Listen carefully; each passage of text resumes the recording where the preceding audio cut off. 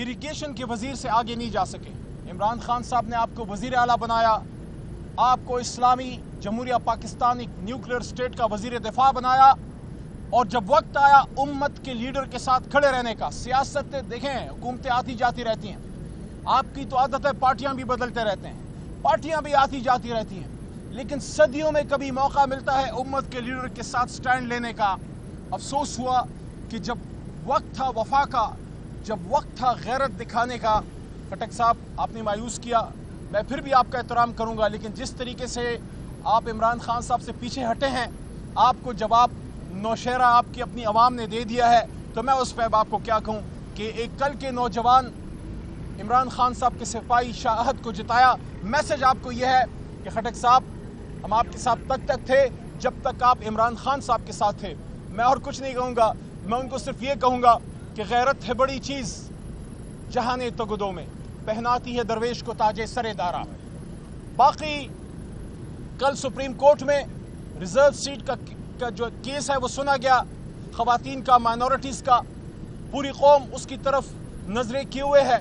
इमरान खान साहब को भी उम्मीद है, आज मुलाकात भी हुई उनसे, उनके साथ, और उसमें रिजर्व सीट्स और इन चीज़ों के हवाले से उन्होंने गुफ्तगू की। हम सबको उम्मीद है कि सुप्रीम कोर्ट से हमें इंसाफ मिलेगा।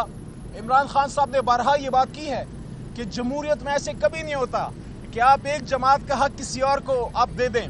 प्रोपोर्शनल रिप्रेजेंटेशन के तहत ये हमारा हक है कि हमारी ख़वातीन का और माइनॉरिटीज़ का जो राइट है वो तहरीक इंसाफ को दिया जाए। और ये सब चीज़ें मोहतरम चीफ जस्टिस साहब के सामने, और जो 13 मोहतरम जज बशमूल जनाब चीफ जस्टिस साहब कल इतने बड़े बेंच में फुल कोर्ट में बैठे हुए थे, उन सब के सामने ये चीज़ याद थी कि वो कौन से अवामिल थे जिसने तहरीक इंसाफ को मजबूर किया कि वो सुन्नी इत्तेहाद कौंसिल की एक जमात में वो पार्लियामेंट्री पार्टी में जाएं। क्यों वो गए? क्योंकि इलेक्शन से नॉमिनेशन पेपर्स जमा होने से चंद घंटे पहले हमसे हमारा निशान जो है वो छीन लिया गया। मुल्क की सबसे बड़ी जमात को मजबूर किया गया कि वो आज़ाद इलेक्शन लड़ें।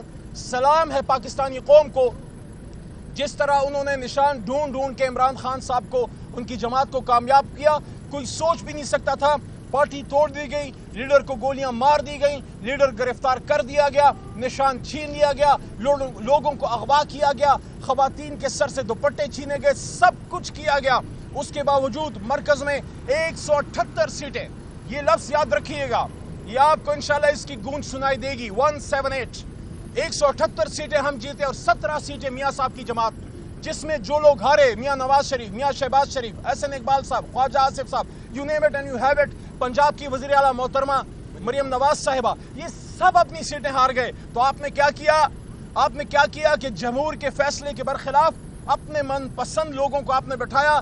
जब 17 सीटों वालों को आप हुकूमत देंगे फिर मुल्क नहीं चलेगा। इसलिए मैंडेट हमें वापस दिया जाए, इमरान खान साहब को रिलीज किया जाए, असीरान को रिलीज किया जाए, हमें हमारे ख़वातीन का कि जो सीटें हैं वो हमें वापस की जाएं, और इस मुल्क को चलने दो, इस मुल्क को आगे बढ़ने दो, इस मुल्क को आगे पाकिस्तान के 25 करोड़ अवाम को अपना एक बेहतरीन मुस्तकबिल तलाश करने दो। इस वक्त पूरी कौम में मायूसी है, महंगाई का बम गिर चुका है, अभी नए आपके बिल नहीं आए, उसमें एक बार फिर अवाम पे एक और बम गिरेगा खुदा न खास्ता, जो कि आने वाला है। इस वक्त लोड शेडिंग की हालत देख लें, पेट्रोल की प्राइसेस देख लें, गैस की प्राइसेस देख लें, तो इन सारी चीज़ों को देखते हुए अफसोस होता है कि आपको क्या मिला इमरान खान के खिलाफ, वज़ीर आज़म इमरान खान के खिलाफ? ना मनी लॉन्ड्रिंग मिली, ना ऑफशोर अकाउंट्स मिले, ना एवन फील्ड मिला, ना सरे महल मिला, ना स्विस बैंक के अकाउंट्स मिले, ना आपको उनके खिलाफ किसी किस्म की करप्शन जुल्म मिला। आपको मिला तो ले दे के आपको इद्दत केस मिला। 1500 साल की, 1450 साल की इस्लामी तारीख में जिना पे सजा सुनी थी, लेकिन निकाह पे सजा ये जालिम हुकूमत पहली दफ़ा देने जा रही है, जो इंशाल्लाह नहीं होगा। हमें यकीन है इंशाल्लाह इद्दत केस में बुशरा बीबी और इमरान खान साहब बाइज्जत बरी होंगे।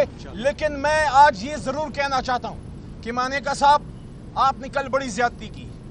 आप कोई इज्जतदार शख्स अपना मुकाबला अदालत में तो लड़ता है, लेकिन अपनी इज्जत को इस तरह सरे बाजार नीलाम नहीं करता। आपने सबक सीखना हो।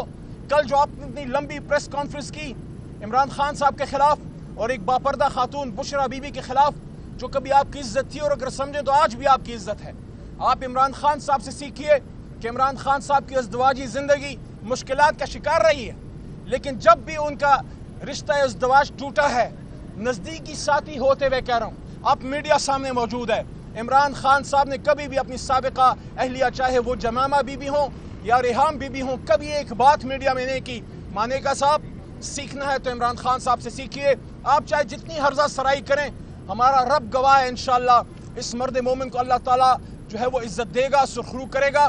جلد عمران خان صاحب، لوگ کہتے ہیں اب کیوں کہتے ہیں ریلیز ہوں گے، میں اس لیے کہتا ہوں میرا دل کہتا ہے عمران خان ریلیز ہوگا، کیونکہ عمران خان اڈیالہ میں پابند سلاسل ہونے کے لیے نہیں، عمران خان صاحب اس ملک اور اس قوم کو لیڈ کرنے کے لیے، اس کی جگہ اڈیالہ کی چکی نہیں، اڈیالہ کا ڈیتھ سیل نہیں، عمران خان کی رائٹ فل پلیس وزیر اعظم ہاؤس ہے، اور انشاءاللہ یہ قوم اپنے کندھوں پہ بٹھا کے عمران خان صاحب کو وزیر اعظم ہاؤس ایک لیجیٹمیٹ طریقے سے لے کے جائے گی۔